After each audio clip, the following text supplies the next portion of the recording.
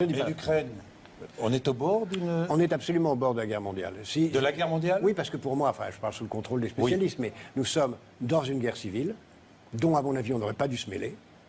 Une guerre civile entre les Russes pro-russes et les Russes différents qui sont en Ukraine, une partie des Ukrainiens. Et cette guerre civile peut, si on s'y laisse entraîner, conduire à une guerre mondiale. Absolument.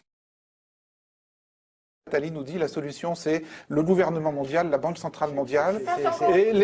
Oui, il termine en disant tout ça est une utopie bien lointaine, mais intellectuellement il est obligé de le mentionner. Je trouve ça régulier de sa part. C'est important d'ailleurs. Donc je pense qu'il faut viser le gouvernement mondial comme une stratégie. Et d'ailleurs quand les gouvernements parlent du G20, c'est une illusion, une sorte de retard avant le gouvernement mondial. On va vers ça. Est-ce qu'on ira à la place de la guerre ou après la guerre? Je ne sais pas. Mais c'est ça qu'il faut viser.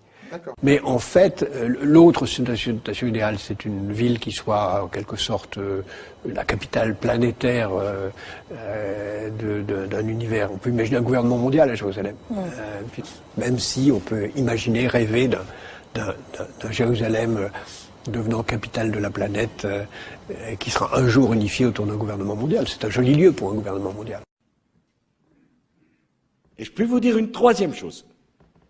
On ira ensemble vers ce nouvel ordre mondial.